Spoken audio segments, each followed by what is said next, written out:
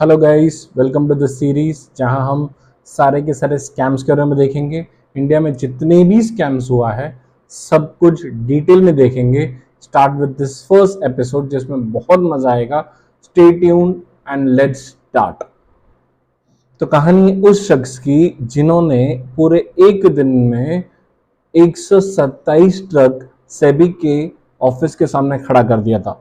जी हाँ, ये वही शख्स है जिनका बिजनेस स्टार्ट किया था उन्होंने एक छोटे से साइकिल में चाट पापड़ी बेचकर, जिनका valuation at the end of the death, जब उनका डेथ हुआ उस टाइम वैल्यूएशन हुआ था उनका नेट वर्थ था 1,25,000 करोड़ से भी ज्यादा।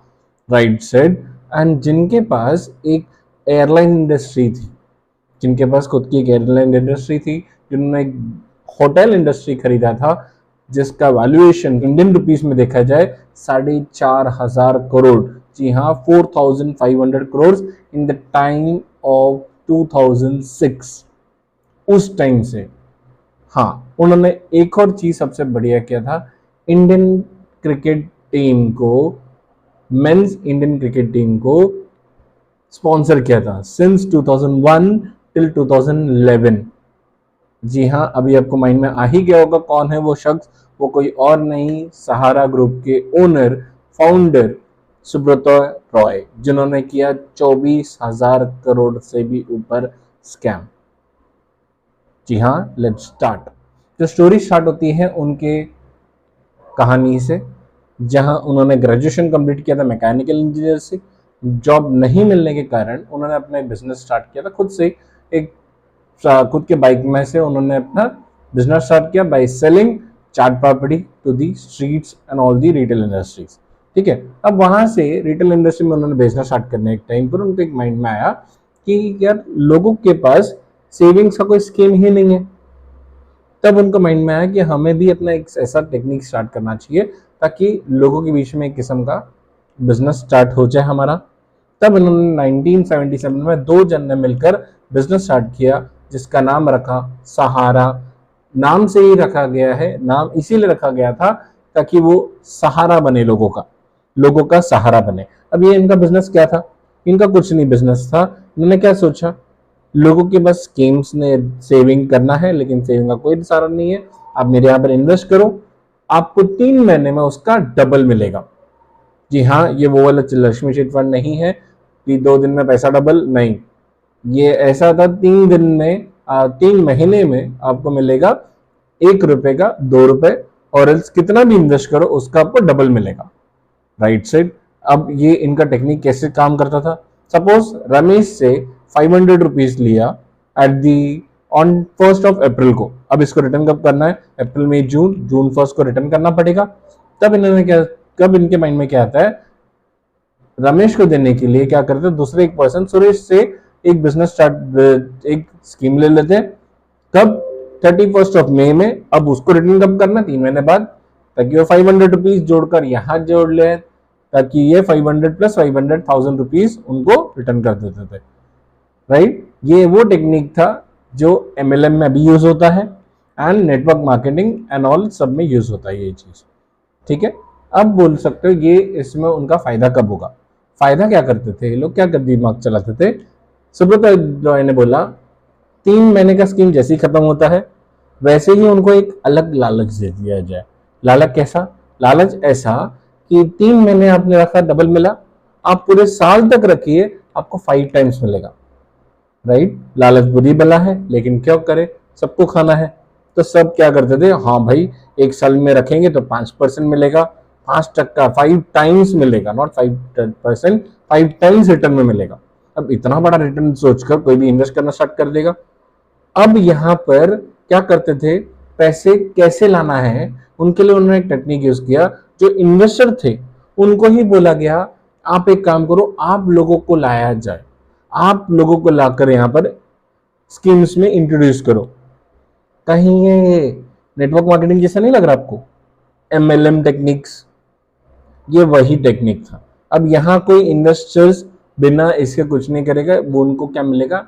कमीशन। कमीशन मिलेगा, कितने लोगों ने इन्वेस्ट किया उसके बेसिस में उनको कमीशन मिलेगा। Right seat.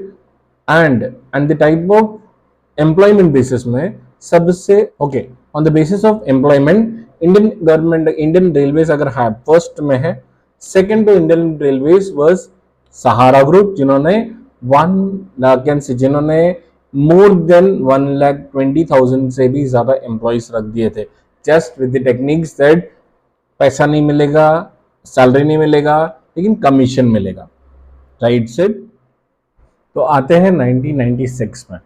ये वो साल है जहां पर एक असिस्टेंट कमिश्नरेट प्रसन्नजीत सिंह ने कहा, लखनऊ में पोस्टेड पर्सन, जिन्होंने सीक्रेटली सुब्रत रॉय जी को पूछा था, आपके जितने भी इन्वेस्टमेंट, जितने भी इन्वेस्टर्स है, लिस्ट ऑफ सर्टेन इन्वेस्टर्स, उन्होंने बोला कि ये पर्सन आपने इसमें इन्वेस्ट किए हैं क्या, एंड कितने किए हैं। उनको क्यों, उनके माइंड में आता था कि इतना बड़ा बिजनेस, इतना बड़ा कंपनी अगर चलाना है तो शायद इनके MLAs as well as MPs as well as government officials के कुछ ना कुछ कैन से थोड़ा हाथ है, एज वेल एज उनके ब्लैक मनी के व्हाइट मनी कर रहा है। ये उनका टेक्निक था। इन्होंने एक नोटिस इश्यू किया और एल्स एक लेटर ड्राफ्ट किया था ऑन 4 दिसंबर 1996 में। पहले दिन तक तो कुछ नहीं हुआ, सब चुप था, सुब्रत रॉय चुप थे, लेकिन बात आई 15 फरवरी 1997, जिसमें एक प्रेस रिलीज और प्रेस नोट इशू किया था सुब्रत रॉय ने, ये बोलकर बड़े से बड़े लोगों का नाम आया था, जितने भी फॉर्मर प्राइम मिनिस्टर्स, जितने भी आपके central ministers as well as the chief American से फॉर्मर कांग्रेस मिनिस्टर, कांग्रेस के जितने भी पार्टी पॉलिटिशियंस थे, इंक्लूडिंग प्राइम मिनिस्टर अगर देखा जाए sorry Atal Bihari Vajpayee, PV Narasimha Rao, Chandrashekhar and certain central government central ministers जिनका नामचीन नेम यहाँ पर बीच में आ गया था, जैसे Mulayam Singh Yadav, Congress leaders Manmohan Singh as well as बहुत सारे ऐसे नाम थे जिन्होंने लिख दिया था कि इस स्कीम में, इस गोल्डन स्कीम में ये सारे इन्वेस्टर्स है। कितने इन्वेस्ट किया है पूरे पिछले 2 साल में, पिछले 10 साल में इन्होंने पूरे इस स्कीम में 400 करोड़ का इन्वेस्टमेंट आया है। अब इतना बड़ा प्रेस रिलीज देने पर सीधा का सीधा कॉल आ गया लखनऊ ऑफिस में, कहां से, even prime minister as well as finance minister के यहाँ से कॉल आया कि जल्दी से जल्दी ये क्लोज किया जाए। कुछ ऑफिशियल्स को भेज दिया गया ये पूरा का पूरा मैटर क्लोज कर देने के लिए, and he was transferred to somewhere else. तो ये थी पावर सुब्रत रॉय जी की। बात यहाँ खत्म नहीं हुई, कंटिन्यू रखेंगे, अगला भी चल रहा है। आगे बढ़ते हैं 2004 की तरफ। 2004 में दोनों बेटों की शादी, सुशांतु रॉय एंड सुमांतु रॉय, दोनों की शादी इतनी धूमधाम से की गई थी जैसे अब जिस पर्सन की शादी यहाँ पर लेटेस्ट में हुई थी उससे भी ज्यादा खर्चे में हुआ था। जिनके गेस्ट जितने भी बड़े बड़े दिग्गज थे, बिजनेसमैन में Anil Ambani, Mukesh Ambani, even your prime minister Atal Bihari Vajpayee, जितने भी एक्टर्स थे सब मौजूद थे। एंड वहां के जो ऑर्केस्ट्रा रखा था, British symphony orchestra, one of the costliest band ever, और उनको हायर किया गया था इनकी शादी में। तो सोचिए कितना खर्चा होगा, विच वॉज अराउंड से 552 करोड़ का बिजनेस, 552 करोड़ का शादी कराया गया इन 2004। सोचो क्या वैल्यूएशन होगा अब के हिसाब से, मोर देन 15,000 और मोर देन 10,000 करोड़ का खर्चा होगा उस टाइम पर। ठीक है, तो देखा जाए, एंड उन्होंने सोचा यार उनको थोड़ा लोगों के लिए भी कुछ करना था, तो उन्होंने क्या किया, एक 1500 लोगों को, 1500 से 500 से भी ज्यादा लोगों की शादियां करवाई, सामूहिक विवाह कराया एंड उसमें 15,000 गेस्ट को खाना भी खिलाया। इतना ही नहीं, इतने अच्छे थे कि कारगिल के युद्ध में जितने भी शहीद सोल्जर्स थे उनके 127 फैमिलीज को, 127 सोल्जर्स के फैमिलीज को फाइनेंशियली सपोर्ट किया था। अच्छे थे, लेकिन गलतियां भी उतनी की है उन्होंने। आगे देखते हैं। तो बात यहां खत्म नहीं हुई, अब सुब्रत रॉय को थोड़ा बड़ा गेम खेलना था। तब उन्होंने सोचा छोटे मोटे से काम नहीं चलेगा, अब अपने कंपनी का आईपीओ निकलेगा। तब उन्होंने आईपीओ लॉन्च किया आईपीओ के लिए डीआरएचपी फाइल किया। DRHP that is drafted red herring prospectus, जो कि सेबी को सबमिट करना पड़ता है before issuing the IPOs. And on the date of 30 सितंबर 2009 को उन्होंने एक डीआरएचपी सबमिट किया था। बट इसी बीच एक वी कैन से एक लेटर आता है एनएचबी को, नेशनल हाउसिंग बैंक को, ये बोलकर कि एक पर्सन से जिसका नाम था रोशन लाल, पेशे से ये चार्टर्ड अकाउंटेंट थे, जिन्होंने लिखा था कि ये बहुत गलत हो रहा है कहीं से। जितना जो भी लखनऊ में दो कंपनियां थी, दो कंपनी जिसका नाम था Sahara India real estate as well as Sahara India corporate real estate corporation, दो कंपनियां थी जिन्होंने अपने फंड रेजिंग टेक्निक्स में बहुत बड़ा झोल किया था और बहुत बड़ा घपला किया था, जिसके जो दायरे में नहीं है उन्होंने उस चीज को दर्शाया था उस लेटर में। लेकिन एनएचबी को वो से एनएचबी का रेस्पॉन्सिबिलिटी और उसका अथॉरिटी नहीं था इस बारे में देखने की, तो उन्होंने क्या कर दिया, अपना चीजों को दे दिया सेबी के पास, सेबी के पास दे दिया। ठीक है, सेबी को और एक लेटर आया इन 2009-11-10 में, मार्च 2010 में अगेन एक और पॉइंट आया, अगेन एक और लेटर आया, कहा सेबी के पास डायरेक्टली अभी सेबी के पास चला गया। अब सेबी ने सोचा यार दो अकाउंट, दो लेटर आया है इसके रिगार्डिंग, तो हमें कुछ छानबीन करना चाहिए। तो उन्होंने डीआरएचपी सर्च उठाया और उसको उन्होंने छानबीन करना स्टार्ट की कि हाँ भाई साहब गलती तो हुई है, क्लियरली समझ में आ रहा है गलतियां हुई है। जो कि एक कंपनी था, जो कि एक पॉइंट था ओएफसीडी, ऑप्शनली फुल्ली कन्वर्टेबल डिबेंचर्स, जिसके अंदर रूल है कि अगर 50 से कम लोगों के अंदर, अगर आप 50 से कम इन्वेस्टर्स से अगर आप ले रहे हो, तो कोई भी से you can directly contact registrar of companies को सीधा एक इश्यू देना है कि आपको एक पर्टिकुलर इन्वेस्टमेंट लेना है करके। लेकिन मोर देन दैट 50 इन्वेस्टर्स अगर ज्यादा लोगों से पैसे ले रहे हो तब सेबी को बताना पड़ेगा।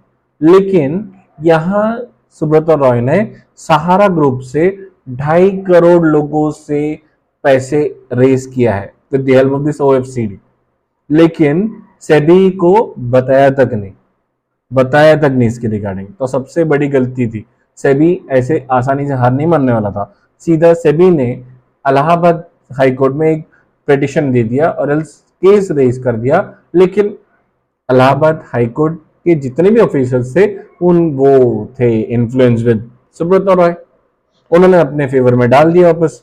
इन 2011 वापस से 12 एंड 13 में फिर से सेबी ने नॉक किया सीधा सुप्रीम कोर्ट को। सुप्रीम कोर्ट ने भी देख लिया ये बोलकर कि गलतियां तो हुई है, सीधा इशू कर दिया किसको, सेबी को, क्योंकि सुप्रीम कोर्ट अगर बीच में आ गई है that means he can not deny anything now, कुछ भी मना नहीं कर सकता।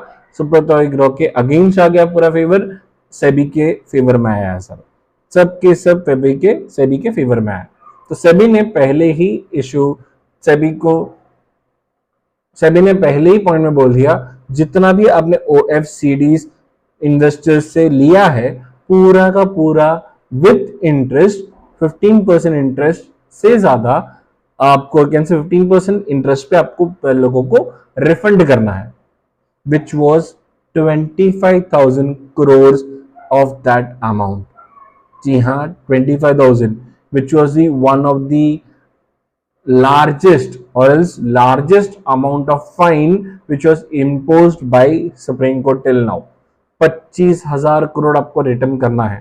तब तो उन्होंने क्या किया, फर्स्ट फेज में 5,400 करोड़ को रिफंड कर दिया एंड उसके बाद उन्होंने ये बोला कि हमने बाकी के पैसे कैश में दे दिया है। इतना कैश 20,000 करोड़ का कैश गवर्नमेंट के पास नहीं है, तुम्हारे पास है, राइट? आपके पास इतना इश्यू है। तब आई गुस्सा किसके पास, तब उन्होंने बोला, सेबी ने पॉइंट उठाया कि मुझे सारे इन्वेस्टर्स के डिटेल्स चाहिए, if not you'll be imprison at that time। तब ये अलग किस्म का चला गया झगड़ा। सुब्रता रॉय भी चुप नहीं बैठने वाले थे। उन्होंने 127 ट्रक्स भरकर कुल अराउंड से 5 लाख से भी ज्यादा 5 लाख से भी ज्यादा एप्लीकेशंस सीधा खड़ा कर दिया सेबी के ऑफिस के सामने। बांद्रा में इतना बड़ा जाम, 127 ट्रक्स खड़ा कर दिए सेबी के सामने। बोला अब चेक करना चेक कर लो, लेकिन वो भी सेबी है, वो भी ऐसे आसानी से छाप नहीं छोड़ने वाले। सीधा का सीधा लग गए भाई साहब सब चेक करने के लिए। रैंडम में 20,000 इश्यूज कर दिए उन्होंने। 20,000 कैन से 20,000 एक एप्लीकेशन लिया, उसको सबको मेल कर दिया, सबको उन्होंने चेक किया, छानबीन की, सबके तरफ से कैन से घर पे नोटिस गया, ये बोलकर कि रिप्लाई आएगा कि नहीं आएगा। कुछ मिलाकर अराउंड से 80 80 एप्लीकेशंस में रिफंड आए और कैन से रिप्लाई आया। बाकी के सारे फेक थे। तो उन्होंने सोचा यार बाकी के भी होंगे फेक, तो उन्होंने उठाकर सबके सब देखने लग गए कि कहाँ गलती हुई है और कितना सही है कितना गलत है। तो यहां से कैन से सीधा एक कैन से इन 2013 और 2016 और 17 के आसपास उन्होंने क्या कर दिया, सीधा इम्प्रिजनमेंट, सीधा लखनऊ पुलिस ने सीधा अरेस्ट कर दिया किसको, सुब्रत रॉय को। This was the entire scam of 24,000 crore. क्या खत्म नहीं हुई ये बात ये है कि उनको जब प्रेजेंट इम्प्रेशन में हुआ, उन्होंने अराउंड से 1.5 करोड़ दिया कि उनको अच्छा खासा प्रिंस ट्रीटमेंट मिलना चाहिए, कहाँ, जेल के अंदर। ठीक है, this was the entire scam of Subrata Roy, which was scam of Sahara group. And उस पैसे को रिफंड करने के लिए बीच में हमारे home minister, central home minister Amit Shah ने एक पोर्टल भी स्टार्ट किया था, सहारा ग्रुप से can say amount from Sahara group करके एक पोर्टल स्टार्ट किया था, जिसमें अगर आप लोगों ने एप्लीकेशन किया है ये विल बी, और अगर आपने रिसिप्ट शो किया you will be getting that refund from that. तो अगर आपको ये वीडियो अच्छा लगा प्लीज शेयर कीजिए। मैं ये नहीं बोल रहा कि लाइक करो कमेंट करो, वो नहीं, प्लीज जितने लोगों को हो सके शेयर कीजिए। अगर आगे की देखना है जस्ट सब्सक्राइब कर लो और बेल बटन दबा देना, ताकि आपको ये अपडेट्स आते रहेंगे। अगला स्कैम और मजेदार होगा, तो देखते रहना और सीखते रहो, क्योंकि हर गलतियां हम नहीं कर सकते, कुछ चीजें दूसरों की गलतियों से भी सीखना चाहिए। सारी गलतियां हम क्यों करें, कुछ दूसरों की गलतियों से भी सीखें। सीखना तो है, तो सीखते रहेंगे, पढ़ते रहेंगे, आगे बढ़ते रहेंगे। Thank you and have a nice day.